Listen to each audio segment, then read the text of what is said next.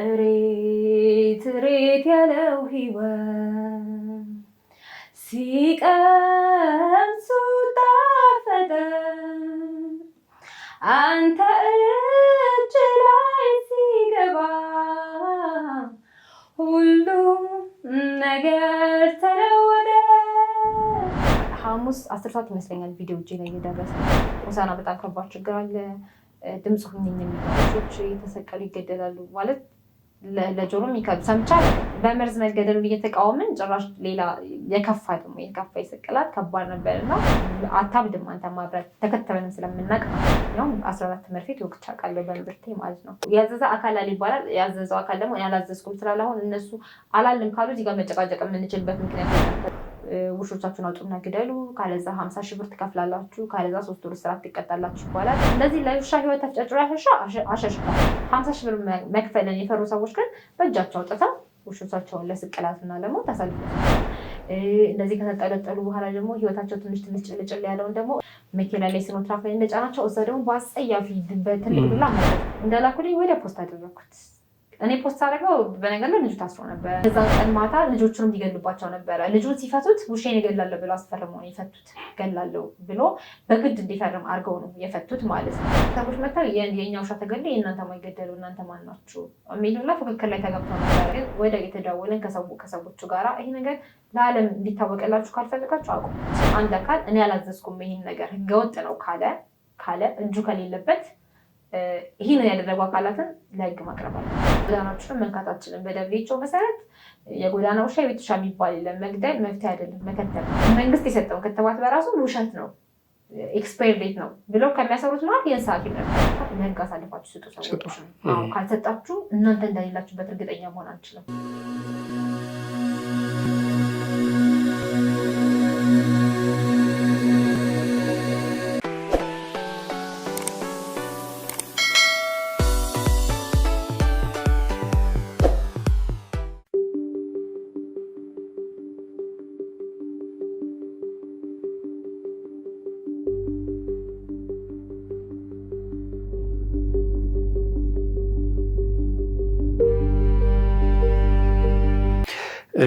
እንግዲህ ወደ ሰሞኑ ጉዳይ እንምጣ። ሰሞኑን ሆሳዕና ላይ በጣም ዘግናኝ የሆነ ነገር ተፈጽሟል።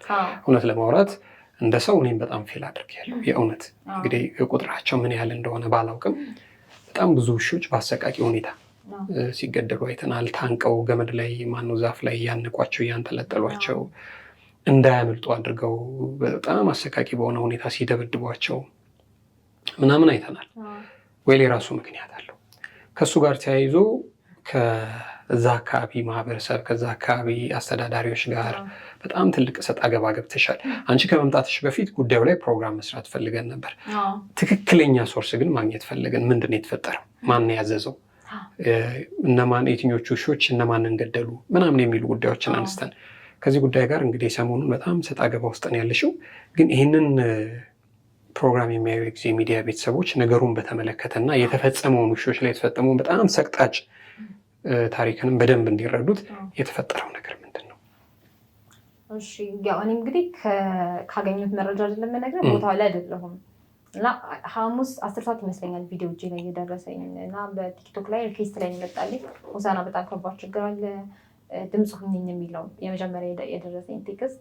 ከዛ ምንድን ነው ምናምን ስላቸው ውሾች የተሰቀሉ ይገደላሉ ማለት ለጆሮ የሚከብድ ሰምቻ አላውቅም። እኔ በህይወቴ በመርዝ ይገደላሉ። በመርዝ መገደሉ እየተቃወምን ጭራሽ ሌላ የከፋ ደግሞ የከፋ ይሰቅላል ከባድ ነበር እና እነዛ ሰዎች መረጃ ያላቸው ስላልመሰለኝ ወደ ፌስቡክ ላይ የገባሁት እንደዚህ ሆሳዕና እንደዚህ ሲደረገ ነው መረጃ ያላቸው ወደ አቀብልኝ ምናምን አልኩት። ወዲያው ግን አጋጣሚ ከአንድ ሰዓት ቆይታ በኋላ ሰዎቹ ቪዲዮ መላክ ጀመሩ። ሳየው ሾክ ነው ያደረኩት። ህፃናት ውሾችን የጎተቱ እየሸመቀቁ ሁላ ምናምን ዛፍ ላይ እየሰቀሏቸው ምናምን ያለው እና እስከ ማታ 4 ሰዓት ምንም ቪዲዮ መስራት አልቻልኩም። ፕሮሰስ ማድረግ እራሱ አልቻልኩም። ያየሁትን ነገር በጣም ከባድ፣ በጣም አሰቃቂ፣ በጣም አስጸያፊ ነገር ነው ይሄ ነገር እና ከዛም መረጃ ለማግኘት ስሞክር ከ2 ከ3 ከ4 ሰዎች እና ደግሞ ከእንስሳ ሐኪም እዛ ሀገር ላይ ካለ እንስሳ ሐኪም ያገኙትን መረጃ ነው አሁን ማውራት የምንችለው እና ስሰማ አንደኛው የሚባለው ሀዲያ ወደሚባል ዝሆን የነገሩኝን ማለት ነው። ዝሆን ውሻ ሰው ይነክሳል። የነከሰ ውሻ የራሳቸው ውሻ ነው። በምንድነው አልተከተበ ይሆናል በትክክል አያያዝ ይሆናል በተለያየ መንገድ በሽታ ይዘዋል መጀመሪያ ሁለት ልጆች ነክሷል ሰዎቹ አልተናገሩም ነው የሚባለው እኔ በሰማሁት ማለት ነው አልተናገሩም ከዛን አህያና ላማቸውን አይ ቲንክ ነክሷል እና በተራ ሲሞቱ ነው የታወቀው እዛ አካባቢ ላይ ማለት ነው አንዳንዴ ደግሞ አንዳንዶቹ ወደ ባህል ህክምና ያደላሉ ባህል ህክምና ያድናል ብለው ያስባሉ እንጂ ውሻ ከተለከስ ወዲያው ክትባት የምታገኝበት መንገድ ካለ ሚድን ነው አታብድም አንተ ማብራት ተከተበንም ስለምናቅ ያው 14 መርፌ ተወግቻ ቃለው በእምብርቴ ማለት ነው ተነክሰሽ በድመት ተነክሼ ተወግቻ ቃለው አሁን ጤነኛ ናት አይደለችም አላውቅም ግን ወዲያው ህክምና ስላገኘው ምንም አልሆንኩም ማለት ነው አልታወቀም ሪሳን ስላልሰጠን ይዛኔ ስላላወቀን ማለት ነው እና ሚድን ነው ወዲያው ከተደረሰበት ወዲያው ህክምና እርምጃ ከተወሰደበት እንደ ኖርማል በሽታ ሚድን በሽታ ነው እና በዛ ምክንያት እዛ አካባቢ ሲሰማ ውሾቻቸውን እየወጡ ጥቃት መፈጸም ይጀምራሉ ያነሳሳሉ እዛ አካባቢ ያለውን ምን እንደተፈጠረ አላውቅም ግን ሶሻል ሚዲያ ላይ አልተነገረም ከወር በፊት የተደረገ ድርጊት ነው ግን እዛም በጣም ብዙ ውሾች በአሰቃቂ ግፍ አልቀዋል ግን እኛ ሆነ ያየነው እዚህኛው ከተማው ላይ መጥተው ሶሻል ሚዲያ ተቀርጾ ቪዲዮ የደረሰንን ነው ያየነው ማለት ነው እና እዚህም ደግሞ እንደዚሁ አንድ ልጅ ከተብተሽ ስትመለስ በአንድ ሰው ውሻ ተነከሳለች ከተነከሰች በኋላ የተባለው ከእንስሳት ሐኪሞች የሰማሁት መድኃኒት አቅርቦት ምናምንም ሀገሩ ላይ ትንሽ ከባድ ነው አይገኝም እና እንትን ነው ምንድነው ማስታገሻ ነው የሰጧት ይሄ የቁስል የቲታነስ ነገር ነው የወጓት የቲታነስ ደግሞ ክትባት ማለት አይደለም አድርገው ምናምን አድበስብሰው ትተውታል ከዛ ልጅቷ ትሞታለች ነው የሚባለው አሁን እኔ ጥያቄ ውሻው ሞታል ወይ አይታችሁታል ወይ ገባ አሁን ውሻውም ስለልጅቷ ወሬ ነው የሚወራው እንጂ አይቻለው ሆስፒታል ሄዳ እንደዚህ በሽታ የሚል ሰው የለም ውሻዋ ስለተነከሰች አጋጣሚ ውሻ ስለሞተች የሚወራ ወሬ ነው እብድም ሊሆን ይችላል እርግጠኛ ነኝ እዚህ ጋር ማውራት አልችልም በዛ በኋላ ምን ይደረጋል በየቀበሌ ይሰበሰባሉ ያዘዘ አካል አለ ይባላል ያዘዘው አካል ደግሞ ያላዘዝኩም ስላለ አሁን እነሱ አላልም ካሉ እዚህ ጋር መጨቃጨቅ የምንችልበት ምክንያት የለም ተጠያቂ ስለሚያደርግ ማለት ነውና እርስ በርስ በቀበሌ ይነጋገራሉ ውሾቻችሁን አውጡና ግደሉ ካለዛ 50 ሺህ ብር ትከፍላላችሁ ካለዛ 3 ወር እስራት ትቀጣላችሁ ይባላል ያሻሻል በጣም ብዙ ሰው እየደወለልኝ ነበር እንዴት አድርጌ ነው ማሻሽ የምችለው አንዱ አሻሻው እዚህ ጋር መታቂው ሰው ካለ ጠቁመኝ የሚል ነበር ውሻ ማሻሽ ፈልጋለሁ እንደዚህ ለውሻ ህይወት ተጨጭሮ አሻሽቷል ግን ደግሞ የ3 ወር መቀጣት መታሰርን የፈሩ 50 ሺህ ብር መክፈልን የፈሩ ሰዎች ግን በእጃቸው አውጥተው ውሾቻቸውን ለስቅላትና ለሞት ተሰልፈው ሰጥተዋል ቪዲዮ ላይ እንዳየኸው ሌሎቹ የተሰቀሉ እየተወራጩ እየተቀጣሉ መሀል ላይ ደግሞ ቁጭ ያለ አንድ ውሻ አይተህ ከሆነ አለ ሞቱን እየጠበቀ ያለ ውሻና እንደዚህ አይነት ነገሮች ናቸው የተካሄዱት በድንጋይ ሌላው በድንጋይ ሰብስበው በድንጋይ ወግሮ መግደል እንደዚህ ከተጠለጠሉ በኋላ ደግሞ ህይወታቸው ትንሽ ጭልጭል ያለውን ደግሞ እዛው መዘጋጃ መኪና የመዘጋጃ መኪና ላይ ሲኖትራፍ ላይ እንደጫናቸው እዛ ደግሞ በአጸያፊ በትልቅ ዱላ መቀጥቀጥ ሲመታቸው አይቻልም አሁን እኔ አንድ ማታ ላይ ራሱ ሰብስበው ሁለት የቤት ውሻ በጣም ያማምሩ ውሻ አይቶ ይቀጠቅጡበታል ልጁ ማስቀጥቀጥ አይፈልግም በጣም ያስታውቃል እንዲህ ይዟቸው ይሸታል እንደዛ መጨረሻ ላይ ቅጥቅጥ አድርገው እዛ ቀጥራቸው ልጁ ነገር ብሎ ሲለቅ ነው የሚታየው እና በጣም አሰቃቂ ማለት ሰው የሰው ልጅ ይሄንን ያደርጋል በቃ ይችላል ለካ የሰው ልጅ ምንም ነገር ማድረግ ይችላል ብዬ ያየሁበት ሁኔታ ነው ያለውና በጣም አሰቃቂ ሁኔታ ነበረ እንግዲህ አላቅም ይሄንን ቪዲዮ ስንት ሰው አይቶታል አላየውም አላቅም እኔ አሁን ያለውበት ሁኔታ ውሻ ለማሳደግ አይመችም እንጂ ቢሆን ውሻ በጣም ማሳደግ ከሚፈልጉ ሰዎች መካከል አንዱ ነኝ በጣም ብዙ የውሾች ታሪክ ስነ ጽሁፍ ላይ አንብቤያለሁ ታሪክ ላይ አውቃለሁ እንግዲህ ጃፓን ውስጥ ደግሞ የማን ነው ያቺኮን ታሪክ ደግሞ የተሻለ አይደለም በዛ ልክ ነው አይደል እና በዚህ ልክ ሆኖ እንግዲህ በጣም ታመም ያለው ሳያቸው ውሾቹን ማለት ነው ማታም ካልተሳሳትኩኝ እንግዲህ ቲክቶክሽ ላይ በአጋጣሚ ሳልፍሳገድም አካባቢው ላይ የነበረ ስለ ጉዳዩ አውቃለሁ ግን ውሻዬን አላስነካም ብሎ ውሻውን ያተረፈ ሰው ምስክርነት ሲሰጥ ሰምቻለሁ በጣም ብዙ ሰው ውሻው እንዲገደል ሆኗል አንዲት እናትም አቅመ ቢስ ሆነው ምን ላድርግ የፈረንጅ ውሻ እንደ ልጅ ያሳደግኩትን አውጭና ገዳይ ብለው ገደሉብኝ ምናምን ብለው ውሻዬን ከልጆቼ የበለጠውን ያሳደግኩትን ያሰርኩትን አስከትብ ያለው እያልፈለግኩ አውጥቶ ገደሉብኝ ሰው ቤት ማሄድ ውሻዬን አይዞሽ ማዘር በቃ አልቅሱ በቃ አይዞህ ከልጆቼ የበለጠ ያሳደግኩት ውሻዬን የፈረንጅ ውሻ አውጥቼ ሰጠው አውጪ 50 ሺህ ብር ትቀጫለሽ 3 ወር ትታሰሪያለሽ ተባልኩ ከዚህ በላይ ምን ላድርግ አገር ዱላ ሲዘው አውጥተው ነው ያስጨበጨቡ። ይህም በተመለከተ የሄድሽው ርቀት አለ። መጀመሪያ ያየነው ቪዲዮ ውሻዬን አልሰጥም ሲል ወይ እህቱ ከጀርባው ነው ሲቀርጹና የአካባቢ ተጠሪ ነን ያሉ ሁለት ትልቅ ሰዎች አውጣና ግደል ሲሉ ያየንበት ቪዲዮ አለ። ይሄ ሰውዬ ታስሯል።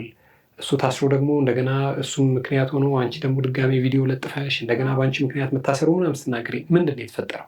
የተፈጠረው ምንድን ነው? እኔ ማንም ሰው ሲደውልኝ ውሾቻቸውን እንዳያስነኩ ነው የምነግረው። ለምን እኔ በበኩሌ ለውሾቼ እስከ ጥግ ነው። እኔ በህይወት እያለ ውሼን ማንም ሰው አይገለውም እኔ በማቅ እና እነዚህ ይሄ የታሰረው ልጅ የመጀመሪያውን ቪዲዮ ሰጥተውኝ ኤክስፖዝ ሶሻል ሚዲያ እንዲደረግ ያደረጉት እነሱ ናቸው። የመጀመሪያውን ቪዲዮ ሰጡኝ፣ ህጻናቶች ሲገሉ የነበረበትን ቪዲዮ ይላኩልኝ እነሱ ናቸው። በእነሱ ምክንያት ነው እኔ ከፖስተትኩት በኋላ ከዛ ሰው ሆሳና ላይ ምን ሀፕን አደረገ የሚለውን እያወቀ የነበረው እና ከዛ በኋላ እያልኳቸው የነበረው አሁን አንዳንድ የሚካዱ ነገሮች አሉ አይደለም። ተደርጎ አላደረግንም እኛ አላስገደድንም የሚሉ አካላት ሊኖሩ ይችላሉ። ሰው ይህን መረጃ ማግኘት አለብን አልኳቸው። መታችሁ ከቤታቸው አውጡ ሲሉ ቪዲዮ ቢኖር ይህን መረጃ ብናገኝ ማህበረሰቡ እውነት ነው። አንዳንድ ሰው የሀገር ለማጠልሸት ነው ከብዙ አንግል አድርጎ የሚተረጉመው ሰው አለ። በምን ምክንያት ነው የሆነ ሰው ሀገር ተነስቼ ላጠለሽም ይችላል አላጠለሽም። ሰው እንደዚህ አይነት ፕሮፎች ሲኖሩ ለእኛ ስራ ይረዳሉ። ትክክል እየተካሄደ ያለውን ነገር ማሳየት ስለሚችሉ ብያቸው ነበር። አጋጣሚ መተው ሲጨቃጨቋቸው ቪዲዮ ይቀርጻሉ። አትቅረጹኝ እያሉ ነበር። እንደውም መጨረሻ ላይ ተው ከሆነ እንደላኩልኝ ወደ ፖስት አደረኩት። እኔ ፖስት አደረገው በነገር ላይ ልጁ ታስሮ ነበር። እንደውም ጽሁፉ ላይ ከዛ ፖሊስ ወስዶታል ብያለሁ፣ ግን ብዙ ሰው ፖሊስ ወስዶታል የሚለውን አላየውም። እና ፖሊስ ወሰደው ምንም እንዳትፈሩ በቃ እኛ እዚህ በሶሻል ሚዲያ ያንን ነገር ኤክስፖዝ እያደረገን እንከላከልላችኋለን ነበር ያልኳቸው። ከዛን ወደ ማታ 12 ሰዓት አካባቢ ተፈታ፣ ቤቱ ገባ፣ ግን ስልኩን አትሰጡት።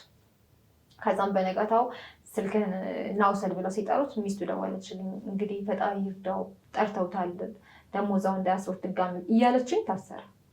ከዛ ሲታሰር ምንድን ነው እኔ የለጠኩትን ቪዲዮ አስነሳን የተባለው። ከዛ እንደወለችልኝና በቃ ቪዲዮ ለትንሽ ጊዜ ቢሆን ፕራይቬት አድርጋችን እሺ አልኳት። ፕራይቬት አደረግኩት። ከዛ እንደወጣ መልሼ ፐብሊክ አደረግኩት። እሱ ወጣ። ያው ከዛ በኋላ ማታ ላይ ምን ተፈጠረ? የዛን ቀን ማታ 2 ቀን ከባለስልጣናቸው ጋር ስንደዋወል ነበረ። ለከንቲባቸው ደውለናል። ከንቲባ ታምሜ ያለው ብሎ ቴክስት እያደረገ ስልካችንን ማንሳት አልፈለገም። መጀመሪያ ግን አንስቷል። ከእንስሳ መብት ነው ከአዲስ አበባ ያለን ሰዎች ነን ስንለው በቃ ወዲያው ከደቂቃ በኋላ እያለ በቃ ስንደውል በኋላ እያለ ቴክስት ያደርጋል። በኋላ እያለ ቴክስት ያደርጋል። መጨረሻ ላይ ሆስፒታል ታምሜ ነው ምናምን አለ። ኦኬ እሺ። ከዛን ለማዘጋጃው ሰው ኃላፊ በደወል ሊጀምር ነው። ማዘጋጃው ኃላፊ ምስል እያነሳልን አይደለም። በቃ ለምን ፐርፐዝ እንደሚደወልላቸው ስለሚያውቁ ኢግኖር ማድረግ አይ ቲንክ ጀምረው ነበረ። በመሀልም ያናገርኩት ሰው ነበር። ዶክተር አድማሱ ባሊሳሳት የሚባል ሰው ጋር እንትን አድርጌያለሁ። አርብ ማታ ነው ያደረኩት። ሐሙስ ነው የተጀመረው ነገሩ። አርብ ሳረግ ምንም እንደማያውቅ ነገረኝ። አንተ ከተማ ውስጥ እኔ አውቄ ከአንተ ከተማ ውጭ ሆንኩ ሰው አውቄ ከተማ ውስጥ የተፈጠረው እንደዚህ አሰቃቂ ነገር ኢቨን እንኳን አካባቢ ላይ ባይኖር ራሱ ሶሻል ሚዲያው እያተወራ ያለው ነገር በሙላ ያ ነው። መስማት አለበትም። ሰምቷልም እርግጠኛ ነኝ። አልሰማሁም እኔ ያለው። ከዛ ካልሰማ እንዴት አንተ አትሰማም? ተጨቃጨቅን በጣም። ከዛ እኔ ከየት እንደደወልኩ ነገርኩት። እኛ ያው ፈቃድ ስላለን መሞገት እንችላለን፣ መከላከል እንችላለን፣ የትም ድረስ መሄድ እንችላለን በዚህ አይነት ጉዳዮች ላይ። አላቅም ብሎ ሲክደኝ እኔ ላሳውቅ ችግር የለውም ብዬ ቴሌግራም ላይ የነበሩትን ፋይሎች ላኩለት። ከዛ በኋላ ስልኬን ማንሳት ነው የቆመው። ከዛ በአህዱ ሬዲዮ አስደወልኩለት። አህዱ ሬዲዮች ጋር ተነጋገርን ይሄ ነገር ፕሮግራም እንዲሰራ። እነሱም ከደወለት በኋላ ለእነሱም አሁን ከእናንተ ነው የሰማሁት አላቸው። ግን ከዚ በፊት ከኔ ሰምቶታል። ከዛ በኋላ በቃ ስልኬን አያነሳም። ቴሌግራም ላይ ጻፍኩለት። ኢቭን ማስጠንቀቂያ ሁላ ጻፍኩለት። ይሄ ነገር ወደ ኢንተርናሽናል ነገር ከወጣ ጥሩ አይደለም፣ ለስራችሁ ማድረግ ስለምንችል ኮኔክሽን ስላለ ከወጣ ጥሩ አይደለም ብዬ አልኩት። ግን ምንም ሪስፖንደር ያየኛል፣ ጸጥ ይለኛል። ቴሌግራም ላይ ያየኛል፣ ጸጥ ይለኛል። ከዛን አቶ ተመስገን የሚባል የግብርና ኃላፊ ስልክ ደረሰኝ። ከዛን ከሳቸው ጋር ደወል አያየን ነው የምትሰሪው ስራ ቲክቶክ ላይ የተፈጠረው ነገር በሙሉ እየተከታተል ነው። ፌስቡክ ላይ ቲክቶክ ላይ ፖስታ ነገር ከታተና ጫናው በጣም ስለበዛባቸው ቅዳሜ ማታ ላይ ደብዳቤ ወደ አይደለም ጻፉ። በቃ እኔ ወደው ነው ብዬ አላስብም። 2 ቀን ሙሉ ዝም ብሏል። ይሄ ጫና ባይበዛ 3-4 ቀን መቀጠሉ አይቀርም ነበረ። ደብዳቤ ተጻፈ። ከተጻፈ በኋላ የዛን ቀን ማታ ልጆቹንም ሊገሉባቸው ነበረ። ልጁን ሲፈቱት ውሻዬን እገላለሁ ብሎ አስፈርመው ነው የፈቱት። እገላለሁ ብሎ በግድ እንዲፈርም አድርገው ነው የፈቱት ማለት ነው። ከዛ በኋላ ልጆቷ በቃ የቤተሰቦች ነው ውሻው። በቃ ሌሎችም ሰዎች መጥተው የኛ ውሻ ተገለ የእናንተ ማይገደሉ እናንተ ማን ናችሁ የሚሉና ፍክክር ላይ ተገብተው ነበረ። የኛ ተገላል የእናንተ መገደል አለበት የሚሉበት የኔ ላይ ጠፍቷል ያንተ ይልፋ ነው ፖይንት በቃ እንደዛ ነው። እና ይባል ነገር ልጅ ታውቃ መጨረሻ ከዚህ በኋላ ከአቅሜ በላይ ነው ብላ ነበር። ወዲያው ደብዳቤ እጅ ገባ የወጣው ከዚህ በኋላ እንዳይገደል የሚለው ወዲያው። ከዛ ለማውቃቸው ቲክቶክ ላይ ያሉ ሰዎች በሙላ ቢያንስ ይሄን ይዘው መከራከር ይችላሉ በማለት በተንኩት ወረቀቱ ፌስቡክ ላይ ምንም ለጠፍኩት። ከዛ እሑድ ሞክረው ነበር፣ ሰኞም እንደዛው ሞክረው ነበር፣ ማክሰኞም እንደዛው። ግን ወደ የተደዋወለን ከሰዎቹ ጋራ ይሄ ነገር ለዓለም እንዲታወቅላችሁ ካልፈልጋችሁ አቁሙት እያለን መፍትሄ ደግሞ አለ። እኛ ደግሞ ማገዝ ባለብን ነገር እናግዛለን። ገንዘብ ላይኖር ይችላል፣ ግን ይሄ ኬዝ ነው ብዬ የሆነ አካልን ብጠይቅ እርግጠኛ ነኝ ሰፖርት እንደሚያደርግ እዚህ ብዙ ኤንጂኦዎች ስላሉ ማለት ነው ክትባት ላይ የሚሰሩ። ስለዚህ ብለን ብዙ ነገር ተነጋግረናል። ግን ምንድነው አሳልፋችሁ ስጡ። እኛ አይደለንም ካላችሁ አንድ አካል እኔ አላዘዝኩም ይሄን ነገር ህገወጥ ነው ካለ እጁ ከሌለበት ይህንን ያደረጉ አካላትን ለህግ ማቅረብ አለበት። እነዚህ ሰዎች ፍትህ ማግኘት አለባቸው አይደል? እያለቀሱ ነው ያሉት፣ አዝነዋል። አሰቃቂ ነገር ነው። እንደ ሀገር ኢሜጃቸው ተበላሽቷል በእነዚህ ሰዎች ምክንያት። ስለዚህ እነዚህ ሰዎች ለህግ አሳልፋችሁ ስጡን። አሁን ላይ እየተጨቃጨቀን ያለ ነው እና አሁን ወደ ጎዳናዎች ለመዝመት ደግሞ ያስባሉ መሰለኝ። የጎዳናዎችንም መንካት አችልም። በደብሊውኤችኦ መሰረት የጎዳና ውሻ የቤት ውሻ የሚባል የለም። መግደል መፍትሄ አይደለም፣ መከተብ ነው። ቢያንስ አንድ ሀገር 7% የሆነውን ውሻን ከከተበች ሬቢስ የሚፈጠርበት መንገድ እየቀነሰ ነው የሚመጣው። እና ደግሞ እነዚህ የተገደሉት የተከተቡ ናቸው። እና ምን ብለን ማስወራት የጀመሩት ሰው ውሾቹ እንዲገደሉ መንግስት የሰጠውን ክትባት በራሱ ውሸት ነው፣ ኤክስፓየር ዴት ነው ብለው ከሚያሰሩት ማለት የእንስሳ ሐኪም ነበር። የእንስሳ ሐኪም ደግሞ ሰው ያምናል። ኦኬ የተወጋው መድኃኒት እንደዛ ካደለ ውሻው ካበደ እኔም ያክሰኛል። አሁን አንዳንድ ሰው ለውሻው እስከ ሞት ድረስ አይደለም ሄደ ወይ ለጥበቃ ነው ወይ ለሆነ ነገር ነው። ግን እችን ኃላፊነት መክፈል ካልቻለ ይወደዋል ብዬ አላስብም። እና አያይዛችን ለእንስሳ ያለን አመለካከት ቤታችን ስላለ እንወዳለን ማለት አይደለም። ቤታችን ስላለ ገብቶናል ስለ እንስሳ ያለው ነገር ማለት አይደለም። ቢገባ አሳልፍ አሰጥም በእርግጠኝነት ማለት ነው። እና እንደዚህ አይነት ነገሮች ነው እየተነዙ ያሉት። እስቲል አሁንም ተረጋግቷል ትንሽ፣ ግን ቆሟል ሙሉ በሙሉ ብለን አናምንም። አሁንም የሚመጡ አቤቱታዎች ስላሉ ማለት ነው። ግን አሁንም እየተከራከርን ያለ ነው ለህግ አሳልፋችሁ ስጡ ሰዎች። ካልሰጣችሁ እናንተ እንደሌላችሁበት እርግጠኛ መሆን አንችልም። እነሱ ደግሞ አሳልፈው ምናልባት መስጠት ያልፈለጉት አዘው ይሆን እነሱ ናቸው መመለስ ያለባቸው። ካዘዝከው ያ ሰው ልታስረው አትችልም። ገባህ አይደለ ፖይንቱ? ስለዚህ የሶሻል ሚዲያ ጫና ባይኖር በእርግጠኝነት ነው የምልህ አሁን ካለቁት አሁን ኦልሞስት 500 ሺህ አልቋል የሚባለው ወሬ አለ። ከዛ በላይ ያልቅ ነበር። ከዛ በላይ ግፍ ይፈጸም ነበረ እና ጩኸቱ አስደንግጧቸው ትንሽ ረገብ አድርገውታል።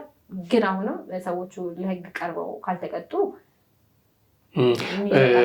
እንግዲህ በሃይራርኪው ለሚመለከታቸው ሰዎች ከንቲባውን ጨምሮ ለዞን ይሁን ለወረዳ አስተዳዳሪዎች ደውለሽ መልስ ካልሰጡ ስለዚህ ትእዛዙ የመጣው ከነሱ ነው ማለት ነው። ምክንያቱም ማንም ሰው ትእዛዝ ካልሰጠ ከሱ ኢንትረስት ውጭ ከሱ ፍላጎት ከሱ ኮማንድ ውጭ ከሆነ ነው እኔ አላቅም ይሄ አይደለም ይሄን አመጣለሁ ማለት ግዴታ ነው እኮ።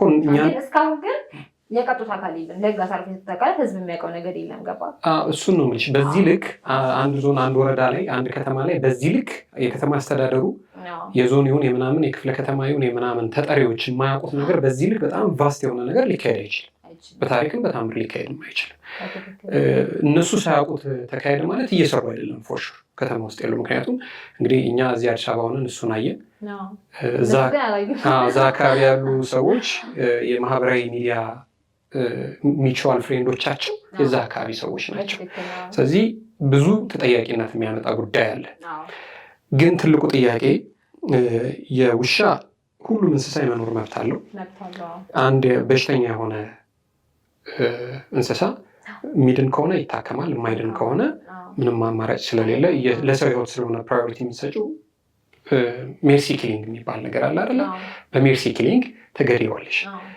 ይህን ችግር ፈጠሩ የሚባለው እንስሳ ወር ደግሞ ውሻ ፈጠረ፣ አንድ ሰው የሰው ህይወት ጠፋ። ከዛ በኋላ ግን ከተማው ላይ አስከትቡ የሚባል ትእዛዝ አልተሰጠም። አሁን ለምሳሌ ምን መሰለ፣ ከዛ በፊት እኮ ሰው ሌላኛው ቦታ ላይ ስለተሰማ እንደዚህ አይነት ነገር በዘመቻ የእንስሳ ሐኪሞች ከመንግስት ጋር ሆነው ከዞኑ በወጣ ክትባት እየተከተቡ ነበረ እየታየ ነበር። ከሳምንት በፊት ክትባት ዞኑ ላይ ተካሂዷል። አሁን እነዚህ የተከተቡትን ውሾች ክትባቱ ልክ አይደለም የሚል ወሬ ነስተው ሰው ደግሞ አብዶ ይነክሰኛል፣ አብዶ ሰው ቢነክስ ኃላፊነቱን አልወስድም፣ ግማሾቹም ችግር የለውም ቢሉም በቃ እንደዛ እያደረጉ ነው። ሰዎች በፈቃደኝነትም በግዴታ ውሾቻቸው እንዲገደሉ ያደረጉት ክትባቱን እያዛቡ ነው። በመጀመሪያ ደረጃ የጎዳና የሚባል እንስሳ የለም አይደለም። ሲፈጠሩም እኮ እንስሳት ቤት ኖሯቸው ቤት የላቸውም እንስሳ እና ከኛ በፊት ነው የተፈጠሩት አይደል? እንስሳ በዘፍጥረት ላይ መጽሐፍ ቅዱስ ሁላችንም በሃይማኖታችን ስናነበው ከኛ በፊት ተፈጠሩ። ከዛ በኋላ እግዚአብሔር እንስሶችን ከፈጠረ በኋላ ነው እኛን የፈጠረን። ጠላት እንድንሆናቸው አይደለም የፈጠረን፣ እንድንንከባከባቸው ነው የፈጠረን። እና የቤት ነው የጎዳና ነው የጎዳና እናስወግድ ሲባል የጎዳና የቤት የሚባል አልነበረም ሲጀመር። እኛ ነን እያመጣን ይሄን ቤቴ ባኖረው ይሄን ቤቴ ባረገው እያለን ወደ ህዝብ እንዲቀርቡ ያደረግናቸው። ስለዚህ ምድር ይነሱም ናት። መሬትም ኖረ ጫካም ኖረ ሰፈር ጋርም ኖረ አትንጣብኝ ልትላ አትችልም። ያንን እንስሳ ብትችል ግን መንከባከብ እንደ ሰውነት የሰውነት መገለጫ ርህራሄ ነው። ዝም ብሎ አምላክ አለኝ ቤተክርስቲያን ሄዳለሁ ምናምን ስላለ ሰው አምላክ አለው ማለት አይደለም። መኖር አለበት እና የሰው የቤት የውጭ የሚባለውን ያደረግነው እኛ ነን። ኢቭን ውሾችን የውጭ ራሱ ስንላቸው ውጭ እንዲኖሩ ያደረግናቸው እኛ ነን። ሲወለድ አውጥተን እንጥላለን። በተለይ ሴት ውሾች እኛ ጋር የተለመደ ነው። አውጥቶ ለጅብ መጣል፣ ለጅብ መስጠት፣ ጎዳና ላይ እንዲወጡ ማድረግ። ያች ሴት ደግሞ ተፈጥሯ ነው። ጊዜዋ ሲደርስ ደግሞ ትወልድና ሌላ ልጅ ታመጣለች። እና ይሄ በሆሳና ብቻ አይደለም፣ በመላው ኢትዮጵያ የሚመለከታቸው አካላት ዓመትን ሙሉ ላይ ይተኛሉ፣ ዓመትን ሙሉ ላይ ይቀመጣሉ። ምን እንደሚሰራ አይታወቅም። የሆነ ሰዓት ውሻ በዛ ብላ ያጠፉታል። መብዛቱን ችግር የለውም። በመሰረቱ ምድር ጋራ ናት። ግን ደግሞ ኦኬ ይቀንሱ እንኳን ቢባል በትክክለኛው መንገድ ነው። በማስመከን በማስከተብ ቤት እንዲያገኙ በማድረግ መንከባከቢያ ጣቢያዎችን በመክፈት እንጂ በመርዝ እየወጡ ምድር የኔ ናት የሚል እብሪተኝነት ልክ አይደለም፣ አይሰራም። እና እዚህ ሆሳና ክልልም ቢሆን አሁን የጎዳናዎቹንም ውሾች ቢሆን እንዳይራቡ ማስከተብ አሁን ትናንትና የወጣ እንትን አለ እንትን ማስወገድ ሲባል ለኔ ከዛ ቦታ እንዲወገዱ ማድረግ ነው። ሌላ ትርጉም የለውም አይደል? ማስወገድ ወይ መግደል ወይ የሆነ ነገር ማለት ነው። እነዚህ እንስሳት እና ሁልጊዜ ለመጥፎ ነገር እንደ ሀገርም የምናወጣው ኢነርጂ ለጥሩ ነገር ማውጣት እንችላለን። ለመግደል የምናወጣው ኢነርጂ ለመከተም ማውጣት እንችላለን። ውሻ ደግሞ ነከሰ ማለት እብድ ነው ማለት አይደለም። ሰው አሁን እኔ ከጎዳና ውሾች ጋር ነው የምውለው። በየመንገዱ ከብዙ ጎዳና ውሾች ጋር አሳልፋለሁ። አሁን ራሱ መንገድ የመጣ ብዙ ሰላም ምናምን ብዬ የመጣሁት ከመጣሁበት አይተናኮልኝም። ለምን ደግሞ አይተናኮልኝ? ስለማልተናኮላቸው ከፈራኝ ካልፈለገኝ መንገድ ይለቅለታለሁ። የሚፈራኝ የሚጮህ የሚነክሰኝ ከመሰለኝ መንገድ ይለቅለት ሄዳለሁ እንጂ እየሮጠ እንደረደረ መጥቶ ውሻ በህይወቴ ነክሶኝ ያውቅ። እርግጠኛ ነኝ ከኔ በላይ ከውሾች ጋር አሳልፈው እንደማያውቁ ብዙዎቹ ማለት ነው፣ ከማይታወቁ ውሾች ጋር ማለት ነው። እና በመንገድ ላይ የተቀመጡትንም ልጆቻችን እንዳይነኳቸው ካደረግን እንዳያባርሯቸው፣ ድንጋይ እንዳያረጉሩባቸው ካደረግን ውሻ መወደ ነገር አለ። ጩኸት፣ ሩጫ ምናምን ጨዋታ ይመስለዋል ወይ ነገር ይመስለዋል ወይ ጨዋታ ይመስለዋል። አሁን ጨዋታ የመሰለው ሊጫወት አንተ ቀይር ሲመጣ በድንጋይ የምትለው ከሆነ አግሬሲቭ ይሆናል። እሱም ይመልስብሃል። እኔም ሰው ነኝ። የሆነ ሰው ለጥቀኝ ሲመጣ እሺ አልቀይም ብዬ አይደለም ማያወሪ የሆነ በቃ ደመነፍሴ ሪስፖንድ የሚያደርገው ነገር አለና ተከባብረና ብለን መኖር እንችላለን። ውሻ ተነከሰ ማለት እብድ አይደለም። ኳረንታይን ጣቢያ ያላቸው የት ነው የለዩት? በምን አወቁ ውሻ እንደበደ? ገባ አይደል? ለምሳሌ አንድ ውሻ ራሱ አበደ ሲባል ለ10 ቀን ለ15 ቀን ምናምን ለይተህ ማቆየት አለብህ። አብዷል የሚለውን ለማረጋገጥ ስለተናከሰ አብዷል ማለት አለ ማረጋገጥ አለብህ። አይ ውሻ ነከሰኝ ያለ ሰው እና ከፈራው ጤነኝነቱን ከፈራው ደግሞ ሄዶ ወዲያው ሕክምና ክትባት የሚደረግበት ቦታ መሄድና በሽታውን እንደዚህ በጋራ መከላከል እንጂ እንደዚህ አይነት የደቡብ ፍርድ እነዚህ ህጻናት ነገ ምንድን ነው የሚያደርጉት? ሰው ዘቅዝቆ አይገሉ ይገላሉ። እኔ እስቲል እኮ ፕሮሰስ ማድረግ አልቻልኩም ማለት ሰው እንዴት ይሄን ይችላል? ጭንቅላቴ እስካሁን መልስ የለውም። ሊኖር ወደፊትም ሊኖሩ የሚችል አይመስለኝም። አላገኘሁልም። ልጆቹም ላይ ክብ ሰርተው ሲያዩ የነበሩ እንዲገሉ ሲያደርጓቸው የነበሩትም ልጆች ነፍስ ማጥፋትን ውሻ ላይ እንዲለማመዱ አድርገዋቸዋል አይደለ?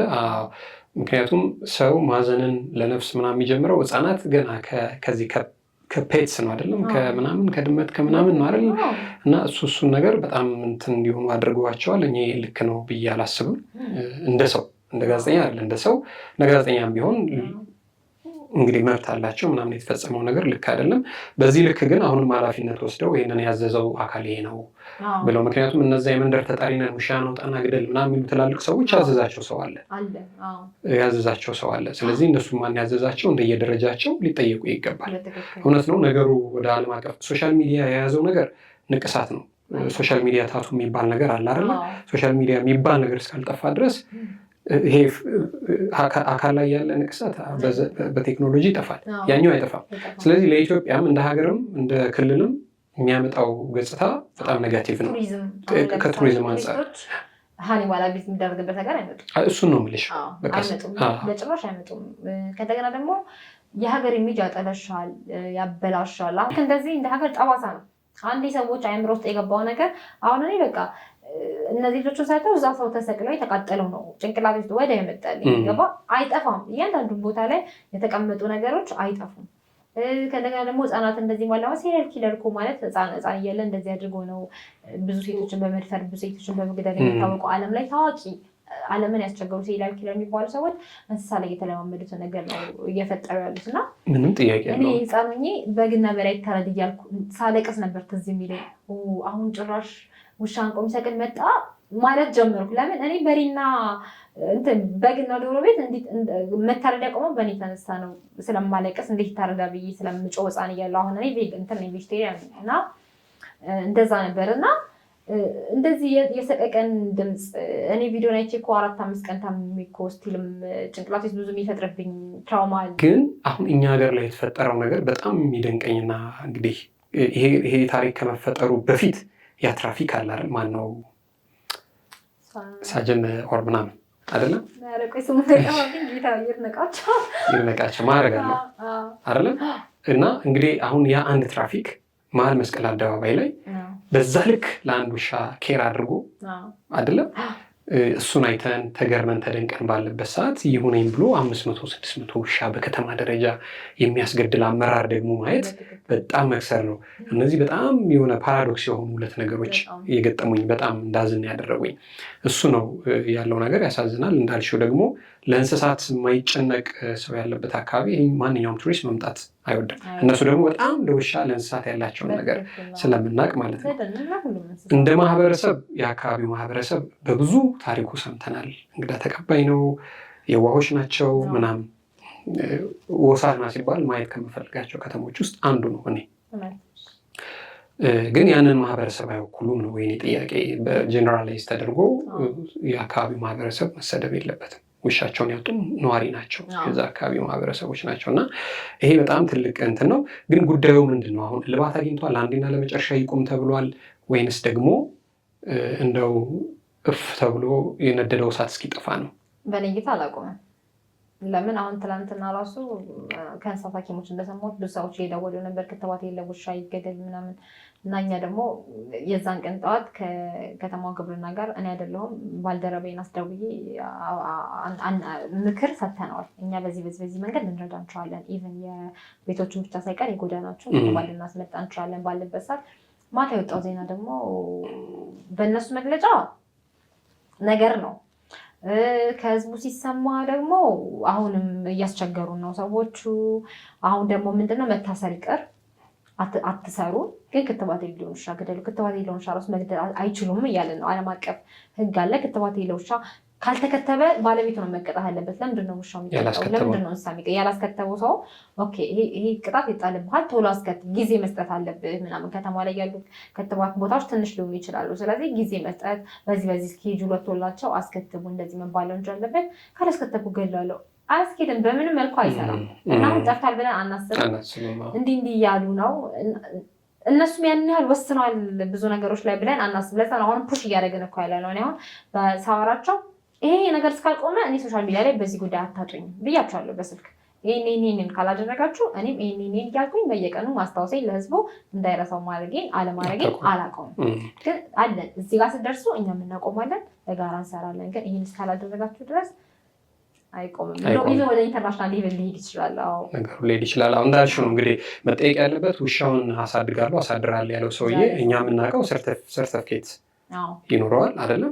እንግዲህ ከነሱም በፊት እዚህ መሀል ከተማ ውስጥም ደግሞ በጣም ውሻ የሚወድ ሰው እንደዚህ ውሻዎቹን አውጣና ግደል ተብሎ የተከተቡ ሰርተፍኬት ያላቸው የእሱም ነገር በጣም ልብ የሚሰብር ነበር። እዚህ ቅጣት ስላልተቀጣ እኮ ነው አንዱ እኮ ከአንዱ እየተማረ ነው የሚሄደው። እዚህ እኮ ምንም ስላልተደረገ ነው። እዚህ የሆነ ፐኒሽመንት ተደርጎ ቢሆን ኖሮ ሌላው ክልል ይማራል። አሁን ግን እንደ እንትን እየተወራረስ ነው ያለ ነው፣ ጥፋትን እየተወራረስ ነው። እዚህ ሙሻ አልቋል በግድ እዛ ሙሻ እያለቀ ነው። እዚህ ግን የሆነ ነገር ተደርጎ ቢሆን ኖሮ እዛ ያሉት እርግጠኛ ነኝ እንደማያደርጉ። አይሽ እዚህ ስላልተቀጡ ማለት ነው። የእሱን ጉዳይ ትንሽ ማህበራዊ ሚዲያ ላይ ወጥቶ በጣም መነጋገሪያ ሆኖ ነበር እና የሚያስኬደው ነገር አስከትቧቸው ሰርተፊኬቶቻቸውን አምጡ ብሎ ሰርተፊኬት ማየት ነው። ከዛ ከትበን ከቻልክ ምልክት አሁን ውጭ ሀገር ኮላር ይደረጋል። አሁን እንደኛ ሀገር አሁን ባለን አቅም ላይኖር ይችላል፣ ግን ባለን ነገሮች መስራት ይቻላል። ኮላሮች ይደረጋሉ። ይሄ ውሻ የተከተበ ነው፣ ይሄ ውሻ የተመከነ ነው፣ ይሄ ውሻ ፍሬንድሊ ነው፣ ይሄ ውሻ አትጠጋው ቶሎ ሳይለምድም በቃ ይለዩና ይደረጋል። ሰው በዛ ምልክት ይሄ ውሻ ፍሬንድ ያጫውተኛል፣ ይሄ ውሻ የተመከነ ነው፣ ይሄ ውሻ የተከተበ ነው ውሻ እያለ በእንትናቸው ይለያቸዋል። ታጋላቸው እዚህ ድረስ ነው መድረስ ያለብን። የጎዳና ነው ቤት የለውም ላስወግደው በጭራሽ የማያዋጣ ሀሳብ ነው። አያዋጣም፣ አያስኬድም። ሸጋ ነው እንግዲህ ከዚህ ጉዳይ ጋር ተያይዞ በጣም ብዙ ስድቦች ስታስተናግጂ ነበር እና በጣም ተሰደብኩ ካልሽው ነገር መካከል አንቺ አሮጊት ተባልኩ ስትይ ነበረ። እንግዲህ ይህን ጉዳይ ያመጣሁት ወደ ፀጉርሽ ልመጣ ብዬ ሽበትሽ በጣም ነው የሚያምሩ፣ ደስ ይላል። ግን ምንድን ነው ከቤተሰብ የመጣ ነው? ምንድን ነው የሚሰማሽ ነገር ምንድን ነው? እንግዲህ በጣም ብዙ በአንቺ እድሜ በእኔ እድሜ ያሉ ሰዎች ሽበት ከእድሜ ጋር ተያይዞም ይሁን በተፈጥሮም ይሁን ሲመጣባቸው ያው በቀለም ምናምን ያጠቁሮታል እና እስኪ ይህንን ሳልጠይቅሽ ባልፍ ቀር ይለኛል። ሽበቴ 17 ዓመቴ ሆነ መሰለኝ ያየሁት 17 15 እንደዛ ነገር እዚች መሀል ላይ ትንሽ ቸርች ስንቀመጥ ትዝ ይለኛል። ለዚህ ኮትብሻል እያሉ ያሳዩኝ ነበረ። ከውስጥ ለእኔ አይታየኝም፣ ከውስጥ ይመጣ ነበረ እና አዳማ ዩኒቨርሲቲ ሲሄድ 18 ዓመቴን አልያዝኩም ትዝ ይለኛል። ላይክ በጣም እርሊን የገባሁት ትምህርት ቤት ኬጂ ዋን እና ኬጂ ቱ አንዴ ለዛ ነው በዚህ እድሜ ዩኒቨርሲቲ የገባሁት እና እናቴ በጣም ደበራት እና አንቺ ገና 18 ዓመት እንኳን ሳይሞላሽ እንደዚህ እንዳሮጊት ፀጉርሽን ሽበት አድርገሽ እና አይቻልም ብላኝ ዩኒቨርሲቲ ሲሄድ ራሷ ቀለም በጥብጣ ነው የሚላከችኝ። ፀጉር ቤት ደውላላት ትመጣለች እንድትቀቢያት አለቻት። የመጀመሪያ ቀለሜን የተቀባሁት የዛኔ ነው። ተቀባው። ከዛን ግን ያው ፌድ ያደርጋል። አዲስ አበባ ዩኒቨርሲቲ አልነበርኩም፣ 1 ዓመት አዳማ ዩኒቨርሲቲ ነው የተማርኩት እና ሰዎች ምናምን ባንክ ምናምን ብር ላውጣ ቁጭ ብዬ እንደዚህ የዞሬ ምናምን ይልኛል። ትልልቅ ሰዎች ነው ይደብረኝ ነበር። ከዛ አዲስ አበባ ስመጣ እናቴ እናትቀባኛቸው ጊዜ እናትቀባኝ ነበርና አዲስ አበባ ዩኒቨርሲቲ ከየት መማር ተጀመርኩ ይመስለኛል 3ኛ ዓመት ምናምን ሆኜ እኔም በቃ ጥቁር ነገር ለመደበኝና እሷ አስለመደችኝ። እኔም ብዬ እቀባዋለሁ አጠፋዋለሁ። ግን መሀል ላይ ሲወጣ የሚያዩት ቀለሙ ሲጠፋ ሲወጣ የሚያዩት ሰዎች ይበሳጩ ነበር። እንደ ያምራል እኮ በሰሞር አለ ወይ መቀባት ያቆምኩት ያምራል እኮ በቃ ለምን ተቀቢው ይሉኛል። እኔም አመል ሆነብኝ እቀባለሁ። መጨረሻ ላይ ግን በጣም ብዙ ሰዎች መንገድ ላይ ምናምን ብትቀቢ ነው የምንጣላሽ በጣም ነው የሚያምረው ምናምን ሲሉኝ መቀበል ጀመርኩ። ያምራል እንደ ምናምን ወደሚለው መጣውና ከዛ ነው እንግዲህ ሽበት ካቆምኩ 10 ዓመት ይሆነኛል። አይ ቲንክ 10 ዓመት ያልተቀባሁም ቀለም ማለት ነው ካቆምኩ። ግን መንገድ ላይ ሲሄድ በቃ ብዙ ያይኛል። ከኋላ አይቶ ከፊት ምን አሮጊት ናት የሚለውን ለማወቅ ይሁን ከኋላ ወጣት ሆኜባቸውን አላውቅም። ያይሻል በጣም እየዞሩ ያይኛልና መንገድ ላይ ሲያዩኝ በጣም አስቆሞ ይጠይቁኛል። ሽበት ነው ፀጉርሽ ነው? አይ ሽበት ነው ስላቸው አይ አይደለም ሲሉ እንዴ ለምን ጠይቁኝ ታዲያ እላለሁ። እኔ ራሴ ወደ ምን ተጣጣ መጣል ለምን እኔ ነኝ የማውቀው ገባ እኔ ነኝ ከጠየቀኝ ከኔ ነው መስማት ያለብን። አሁን ላይ ግን ስልችት ይለኛል። በቃ ለምን ለጭቅጭቅ ነው ሰው የሚጠይቀህ በጣም ያምራል ምናምን ይልሃል፣ ግን ጭቅጭቁ ይበልጣል አይደለም ምናምን ይከራከራሉ። አትይዘን የመጣ ምናምን ይላሉና ትንሽ ያብላልኛል። ግን ያው በጣም ደስ የሚል ስሜት ነው ያለሽ። አሁን እንደዋለሁ እንዲጠፋ አልፈልግም። አሁን የሆነ ሰዓት ላይ ፀጉሬ አሁን በጣም አጭሯል፣ ከዚህ ትልቅ ነበርና ትሪትመንት ተቀባሁት እንዲመለስልኝ እና ቢጫ አደረገው ፀጉሬን። አለቀስኩ ፀጉር ቤት ሄጄ ምናምን አጥፊልኝ ፀጉሬ ቀለሙ ሽበቴ ተበላሸ ምናምን ብዬ እና ይሄን ያለ ሞዶ አሁን እንዲጠፋ አሁን ምንም አይነት ትሪትመንት ምናምን አልጠቀምም። ሽበት የሚያጠፉ ነገሮች ሊኖር ይችላሉ ብዬ ስለማስብ በቃ ጠብቄ ያለበት ኦልሞስት ኦል እንግዲህ አሁን አብዛኛው እየሄደ ነው እየገፋ ነው ሙሉ ለሙሉ ነጭ ሊሆን ነው። ትንሽ ነው ያለው ጥቁር ትንሽ ነው መለያም ሆኖሻል። አይ ቲንክ አሁንማ ባለሽበታ ነው ባለውሻ ነው አይደለ? ግን ቀን በቀን የሚጠይቅሽ ሰው ግን አለ አይጠፋም። ግን አሁን በቃ ጸጥ ብዬ ነው የሚሄደው። ለምን ጭቅጭቅ እንደሆነ ስለማውቅ ይነበረኛል። ብዙም ዞርኩና ጸጥ ብዬ ነው የሚሄደው። ትኩረት ይስባልም ደግሞ ሸጋ ነው እንግዲህ መታደል ነው። ደስ ይላል እንዳልኩሽ ነው። አሁን ዝም ብሎ 1-2 የሆነ ቦታ አለብኝ። ስለዚህ አሁን ማጥፋት አልፈልግም። ከወጣ ላይ እኔ ማለት ሰው ሽበት ሳይ ልክ ሰው ነኝ እንደሚያኝ እንደዚህ ያልኩ ነው ሙያ ሽበት ወጣብኝ ብዬ ማጥፋት ከሚፈልጉ ሰዎች ምናምን አይደለሁም። በቃ ከወጣ ወጣ የተፈጥሮ ነው ምናምን እሱን በተመለከተ ነው። ሸጋ ነው። ቅድም ግን እንግዲህ ስለ ባክግራውንድሽ አካዳሚክ ባክግራውንድሽ ስናወራ ያው ያሬድን ያጠናሽው እና ዓለማዊ ባይሆንም መንፈሳዊ መዝሙሮችን ትዘምሪያለሽ? ኢንስትሩመንት ትጫወቻለሽ? ምንድን ነው የምትጫወቺው? እኔ አሁን ሜጀሪ ፍሉት ነው የትንፋሽ መሳሪያ፣ ማይነሪ ፒያኖ፣ ትራዲሽናል ክራር። ግን አሁን ሁለቱን ብዙም አሁን ፍሉት ቤት ያለኝ ከሁለቱ ግን ስላራኩ አሁን ላይ ብዙም እንትን አላቸውም። ኪቦርድ ምናምን ቤት ያለኝ። ስለዚህ እንደው እያመሰገንሽም ቢሆን ድምፅሽን ብንሰማ ደግሞ ብዬ ነው። አሁን በዚህ መልክ ምናልባት ማያውቅሽ ሰው ሊኖር ይችላል እና ምስጋናስ ደግሞ ስለሆነ ደግሞ ለማመስገን ቦታና ሰዓት አይመረጥም እና እግረ መንገዳችን ብንሰማው ድምፅሽን ደስ ይለኛል። የነጠፈው ሸለቆ ምንም ውሃ የሌለበት ስንቱ ጠጥቶ ሲረካ ታምር ሰሪው ሲገኝበት እሬት እሬት ያለው ሕይወት ሲቀምሱ ጣፈጠ አንተ እጅ ላይ ሲገባ ሁሉም ነገር ተለወጠ። ስደክም ያበረታኝ ሳዝንም ያጽናናኝ ስደክም ያበረታኝ ሳዝንም ያጽናናኝ እግዚአብሔርን ያለው እንዳለ ሳይለየኝ ከኔ ጋር ዋለ። እግዚአብሔር በቂ ነኝ እንዳለ ክረምት በጋ ከኔ ጋር ዋለ።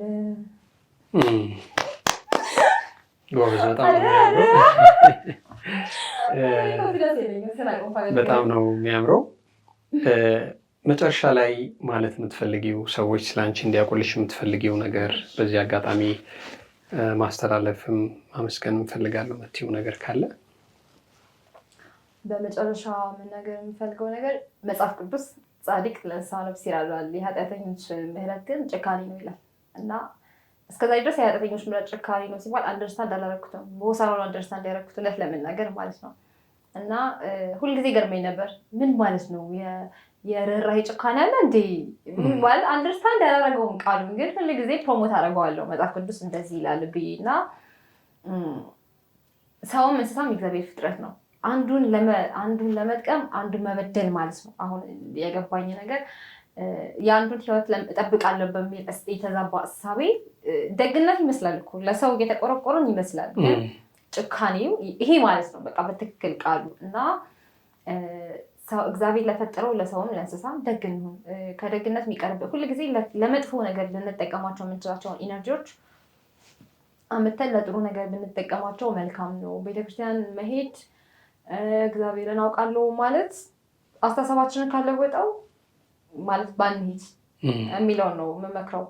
ለምን እኔ ቤተክርስቲያን ሲሄድ ውሾች አያለው እና ይገደልልኝ የሚል ሃይማኖተኛ አይቼ አላውቅም።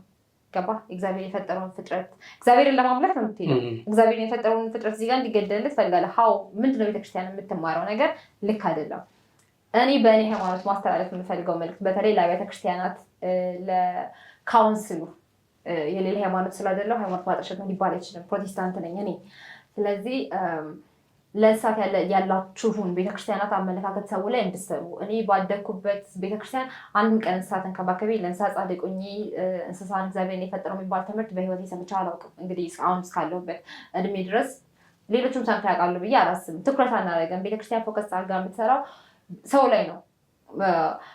እንስሳ ውስጥ እንስሳውም የእግዚአብሔር ፍጥረት ነው። እግዚአብሔር እኮ ፈጠረ መልካም ይሆናል ያለው ነገር ነው። መልካም ብሎ ያስቀመጠው ነገር ነው እና አንዳንድ ጊዜ የተዛባ አመለካከት ወንጌል ኢየሱስ ለሰው ነው የመጣው። ስለዚህ ለሰው ስለመጣ እንስሶችን ብናደርግላቸው መልካም ብናደርግላቸው አይደለም። ኢየሱስ ለሰው ነው የመጣው ሰው አብሎ እንስሳ አታብሎ የሚባሉ አመለካከቶች አሉ እና ኢየሱስ እኔ እንደማውቀው የሞተው ለምግብና ለመጠጥ አይደለም፣ ለህይወት ነው የሞተው። ምግብና መጠጥ ከማብላት ጋር የሚገናኝ አይመስለኝም እሱ የሞተበት ምክንያት እና ብታስተምሩ። አሁን በብዛት እየተስተዋለ ያለው ነገር እንስሳትን በጎጥ ማጥቃት ቤተክርስቲያኖች ስለ እንስሳት ገደላ መጸለይ እግዚአብሔር የእንትን መንፈስ ወጋልኝ። እስኪ እሱን ነገር ከሰሞኑ የሆነ ነገር ነበር። እሱ እኔ የገጠመኝ ነገር አንቺ ጠንቋይ ነሽ የሚል በጣም ብዙ ነገር ገጥሞኛል። ይጠፋሉ ገና እንስሳቶች አንቺ ጠንቋይ ነሽ ስለምትጠቀሚባቸው ነው የሚሉ በጣም ፈኒ ማለት አንድ እግዚአብሔርን አምናለው አማኝ ነኝ ብሎ ቤተክርስቲያን ተምሮ ከሚመጣ ሰው የማይጠበቅ ድርጊቶች እየተስተዋሉ ነው ያሉት። በአርባ ምንጭም የተካሄደው የዘንዶ ገደላ ላይ ፓስተር ይነግሩኛል የምድሩን በረከት የበላው ዘንዶ ይሄ ነበረ የሚል አለ። ጅብ ገለው እየጨፈሩ እንዴት ነው አጥፍተህ አሳቃይ ተገለ እየጨፈርክ መዝሙር እየዘመርክ ትሄዳለህ? ሀው የማይመጣ ነገር ነው። እና ቤተክርስቲያን ውስጥ ስታጸልይ ነበረ ሴት ሰምታለች። አሁን እኔ ቤተክርስቲያን ብጠራው ሌላ ነገር እንዳይመጣ ስምን አልጠራውም። ልገል የሚመለከታቸው እንጠይቃለን። እንዴት እንደዚህ አይነት ነገር አለ እንዲህ ብለን እምነት አለ እንዲህ ብለን እና በከተማ ውስጥ ያለውን የውሻ በሽታ እግዚአብሔር ስለመታልን እናመስግን ብላ እንግዲህ በአሁኑ እሑድ አንድ እዛ ሆሳዕና በሚገኝ አንድ አጥቢያ ቤተክርስቲያን ላይ ፕሮግራም ስትመራ የነበረች ሴት ነበረች እና ጥንቆላ አይኖርም አይደለም እኮ ጠንቋዮች አሉ አይደለ? መተተኞች አሉ። የሴጣን አሰራር እኮ በምድር ላይ አለ። እግዚአብሔር አሰራር እንዳለ ሁሉ የሴጣን አሰራር አለ። ግን ክርስቲያን በአካል አይደለም ያን ነገር የሚቃወመው። እኔ አጋንንት ቢኖርብኝ አጋንንትን የመጠቀሚያ ብሆን እኔ ልትገለኝ ነው? መንፈሱን ነው የምትቃወመው። ስለዚህ እንደዚህ አይነት ነገሮችን እባካችሁ ስሩባቸው፣ እባካችሁ ስሩባቸው። መጽሐፍ ቅዱስ ላይ ጻድቅ ለእንስሳ ነፍስ ይራራል የሚለውን አስተምሯቸው። ጥንቆላና መተት እንዲለዩ አድርጓቸው። እንስሳ ላይ ጥንቆላ ካለ ጸልየህ ነፃ አውጣው። እንግዲህ ከወጣለህ ሰው ላይም ጸልየህ ነፃ አውጣው እንጂ እንስሳው ከእንደዚህ አይነት ነገር ጋር አታገናኙ። እግዚአብሔር የፈጠረውን ፍጥረት በምን መልኩ ነው እግዚአብሔር ሊገልልህ የሚችለው? እግዚአብሔር ሊያሰቃይልህ የሚችለው? እግዚአብሔር አይመጣም። እኔ የማውቀው ወንጌል የርህራሄ ወንጌል እንጂ የጭካኔ ወንጌል አይደለም የማውቀው።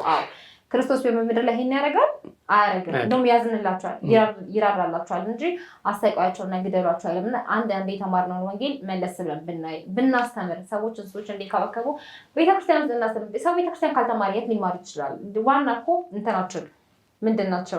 መተከያችን ይሄ ስራችን ቤተክርስቲያን ነው። የምንማረው እግዚአብሔር ቃል ነው። የእግዚአብሔር ቃል ርህራሄን ይፈቅዳል። እኔ መንገድ ላይ አግኝተው የሚከራከሩኝ ብዙ ሰዎች አሉ። ውሻ ሳበላ ፕሮቴስታንት የራሴ እምነት ተካፋይ ወንጌል ሊሰብኩኝ ይሞክራሉ። ልክ እንዳደለው ሊነግሩኝ ይሞክራሉ። እኔ ደግሞ እነሱ የሚያውቁትን ወንጌል አላውቀውም፣ ማወቅም አልፈልግም። ስለዚህ እኔ የማውቀው ወንጌል የደግነት ወንጌል ነው፣ የርህራሄ ወንጌል ነው።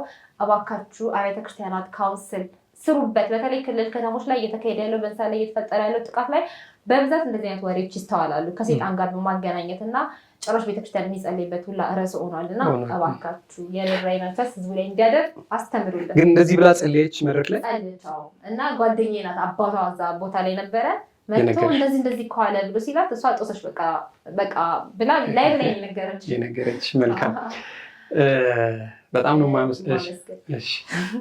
ማመስገን የምፈልጋቸው አካላት እስከዛሬ ያገዙ በተለይ ስማቸውን ሳልጠራ ማለፈው እነ ዮናስ ሞባይል፣ ቬቺስ ጀርመኒ፣ ሶሻል ሚዲያ ላይ የኔ ግሩፖች፣ የግል ጓደኞች ቮለንቲር የሚያደርጉ ሉና፣ ብሩክ፣ ብዙ ናቸው።